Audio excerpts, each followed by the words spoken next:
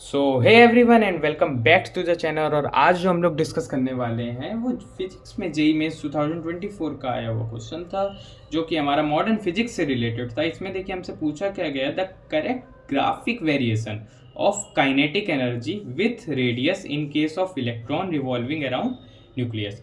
तो देखिए कोई एक इलेक्ट्रॉन है, ये एक किसी न्यूक्लियस के अराउंड रिवॉल्व कर रहा है जिसका जो रेडियस है वो आर है।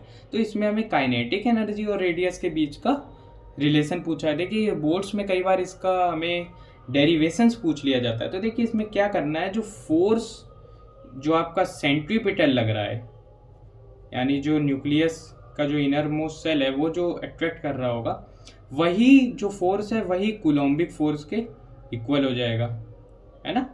वही ये कूलोम्बिक फोर्स के इक्वल हो जाएगा। तो देखिए सेंट्रीपिटल फोर्स का फॉर्मूला क्या होता है, M V square by R. M जो है वो यहाँ पे उसका मास है, वी वेलोसिटी है, क्योंकि ये इलेक्ट्रॉन किसी वेलोसिटी से मूव कर रहा होगा, ठीक है। और कूलोम्बिक फोर्स क्या हो जाता है, के Q1 Q2 upon R square. अब देखिए ये कोई एक इलेक्ट्रॉन ही है तो ई स्क्वायर हो जाएगा, तो के ई स्क्वायर अपॉन आर स्क्वायर।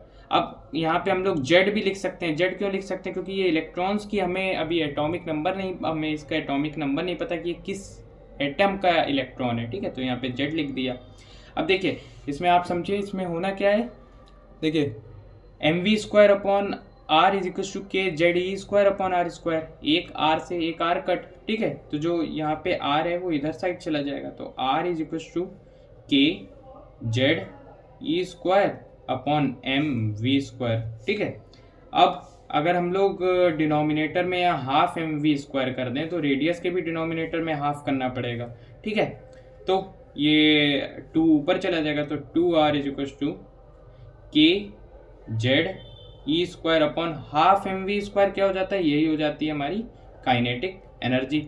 अब देखिए इसमें हमसे पूछा क्या गया था, हमसे यहाँ पे इसमें पूछा था कि काइनेटिक एनर्जी और रेडियस के बीच का रिलेशन क्या है। ये रेडियस है, ये काइनेटिक एनर्जी। तो रेडियस और जो काइनेटिक एनर्जी है वो आपका इन्वर्स रेशियो है। जब इन्वर्स रेशियो है तो जो इसका ग्राफ होगा वो हो जाएगा पैराबोला। अब देखिए काइनेटिक एनर्जी और रेडियस का ग्राफ यहाँ पे स्ट्रेट लाइन दिया, तो ये तो नहीं होगा। ये काइनेटिक एनर्जी और रेडियस इन्होंने कहा ये इंडिपेंडेंट है, इंडिपेंडेंट तो नहीं है, इन्वर्स रिलेशन है। ये देखिए काइनेटिक एनर्जी और रेडियस में काइनेटिक एनर्जी बढ़ रही है तो रेडियस भी बढ़ेगी, नहीं ऐसा तो नहीं है।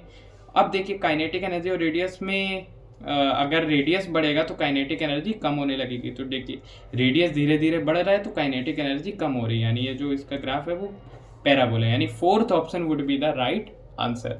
Thank you.